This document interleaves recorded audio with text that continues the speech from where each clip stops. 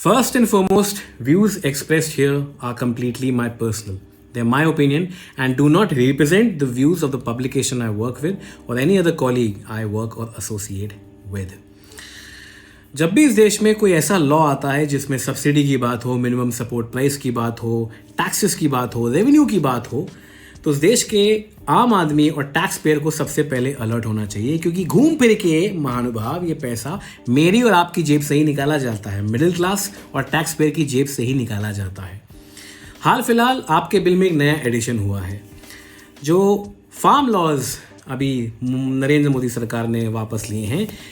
इसका घूम फिर के प्रभाव हमारे ऊपर ही पड़ने वाला है। अब आमतौर पे लोग इमोशनल हो जाते हैं, लोग समझते हैं कि भाई किसानों के साथ अत्याचार हो रहा है, किसानों को उनका हक नहीं मिल रहा है, या फिर इस प्रॉब्लम में हमेशा एक अंडरस्टैंडिंग डेफिसिट रहती है, क्योंकि हमारे देश में अर्बन रूरल डिवाइड इतना ज़्यादा और इतना वास्ट है कि ज़मीन पे बैठे हुए किसान को हम ठीक से समझ नहीं पाते हैं। और उसका बहुत बड़ा कारण ये है कि आज तक किसान को अपना खुद का रिप्रेजेंटेशन नहीं मिला है। He is not the one who speaking to you, but he speaking to you through his leaders. इसको समझने के लिए ये प्रॉब्लम आपको अपने ऊपर पहले लेनी पड़ेगी। फॉर एग्जाम्पल, समझाने के लिए मैं बोलता हूँ कि आप उन्नाव में बैठे हैं, या फिर तिरुचिरापल्ली में बैठे हैं, या फिर राउरकेला में बैठे हैं, या फिर दिसपुर में बैठे हैं। वहाँ पे बैठ करके आप इस क्रीम को बनाते हैं। एक छोटी सी क्रीम है जो आप मैन्युफैक्चर करते हैं। अब एज अ क्रीम मैन्युफैक्चरर आप चाहेंगे कि your cream reaches the maximum corners of this country, may be even international markets, और आप खूब सारा पैसा कमाएं। लेकिन सरकार ये प्रावधान ले आती है कि देश भर में जितने भी क्रीम मैन्युफैक्चरर्स हैं वो एक मंडी के थ्रू ही अपनी क्रीम को बेच सकते हैं। यानी कि आपके शहर की जो मंडी है, क्रीम की मंडी, आप इस क्रीम को वहां ले जाएं और वो मंडी आपको बताएगी कि ये आप किस दाम पर बेचेंगे। हाँ, ये क्रीम आपसे मंडी खरीद के कहीं भी बेच सकती है, लेकिन आपको मार्केट का ना डायरेक्ट एक्सेस है, ना अपने कंज्यूमर का डायरेक्ट एक्सेस है। आप आजीवन उस मंडी के थ्रू ही इस क्रीम को बेच पाएंगे। यही होता रहा है पिछले कई सालों से किसानों के साथ। एपीएमसी, जो कि एग्रीकल्चरल प्रोड्यूस मार्केट कमिटीज़ हैं, ये बनाई गई थी अंग्रेज़ों के टाइम पे। लेकिन जब हिंदुस्तान में बहुत एक्यूट फूड शॉर्टेज होने लग गई तो 60s और 70s में इन एपीएमसीज़ को रेगुलेट और फॉर्मलाइज कर दिया गया। फिर आया ग्रीन रेवोल्यूशन। अब उस टाइम ना हमारे देश में अच्छी सड़कें थी, ना बिजली थी, ना कम्युनिकेशन था, तो भाई लोकल और एकदम मंडी और डिस्ट्रिक्ट लेवल पे एपीएमसीज़ का निर्धारण किया गया कि भाई किसान आए, अपना प्रोड्यूस वहाँ पर बेचे, सबसे अच्छे ऑक्शनर को सबसे अच्छा दाम मिले, उस ऑक्शन वाले दाम पे सब किसान बेचेंगे और किसान खुशहाल रहेंगे। एपीएमसी बनाई गई थी किसान के हित के लिए।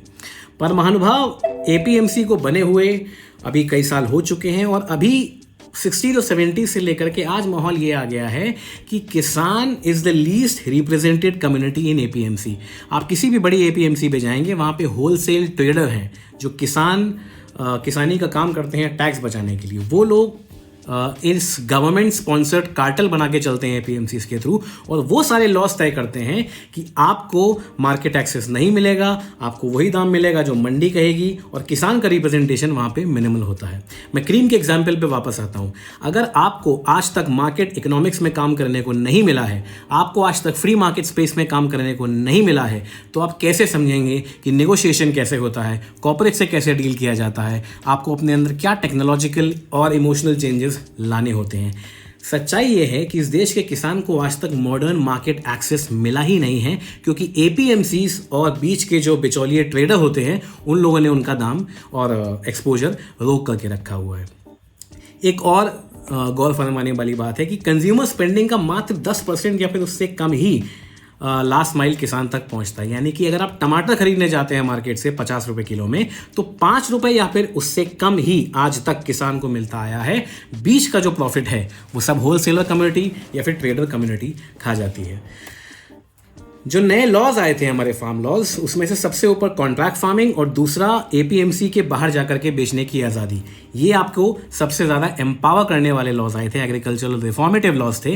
वो ये कहते थे कि भाई किसान बाध्य नहीं है एपीएमसी को बेचने के लिए, आप एपीएमसी के बाहर भी जाकर के बेच सकते हैं। इनफैक्ट आप कॉन्ट्रैक्ट फार्मिंग कर सकते हैं, मतलब किसी प्राइवेट इन्वेस्टर के साथ आप टाई अप कर सकते हैं और आप अपना प्रोडक्ट उनको डायरेक्ट बेच सकते हैं।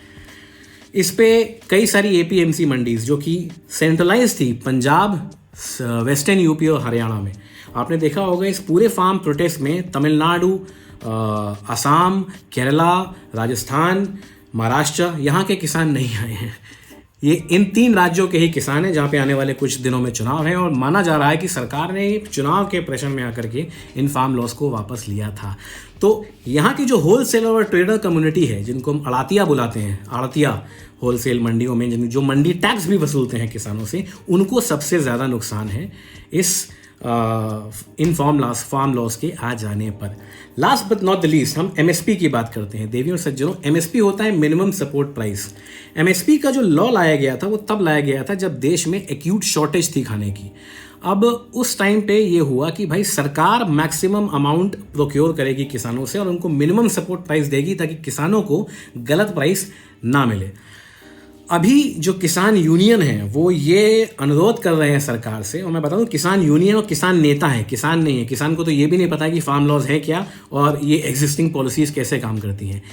जो किसान नेता है वो ये बोल रहे हैं कि भाई आप एमएसपी का एक लॉ लाइए कि ना सिर्फ गवर्नमेंट बल्कि कोई भी प्राइवेट बिजनेसमैन हमसे मिनिमम सपोर्ट प्राइस के नीचे वो फसल ना खरीदे।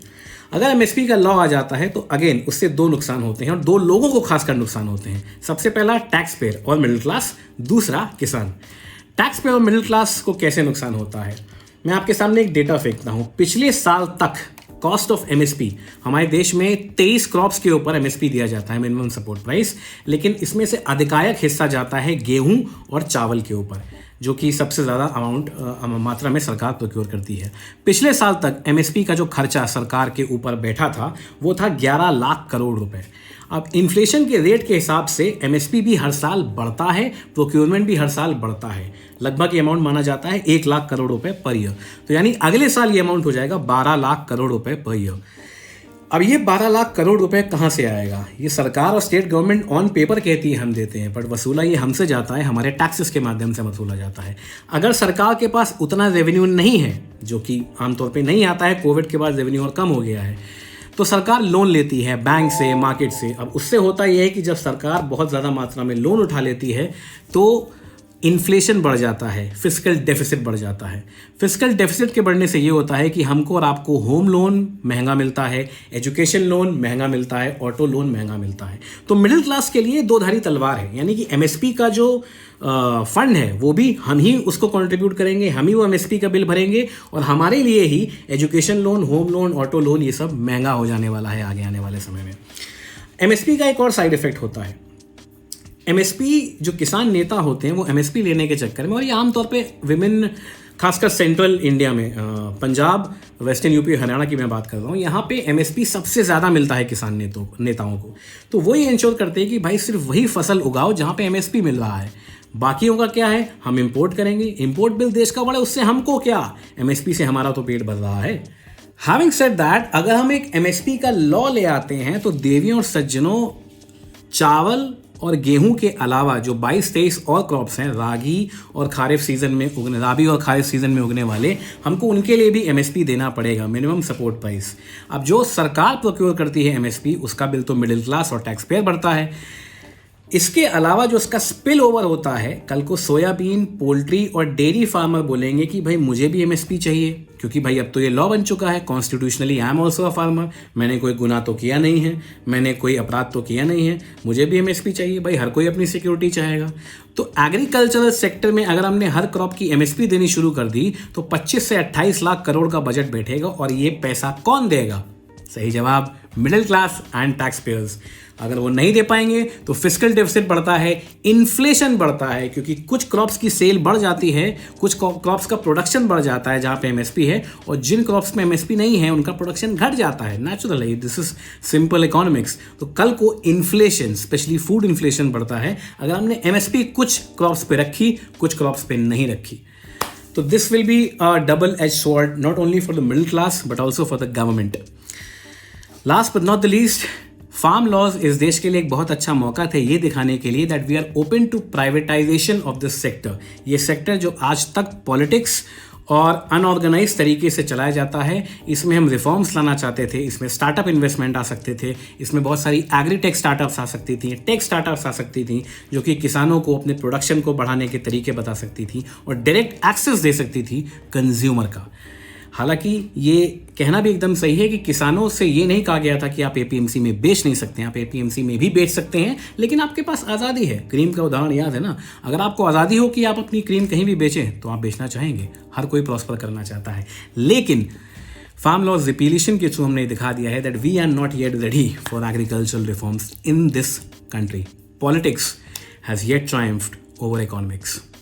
This will be interesting space to watch. Stay tuned.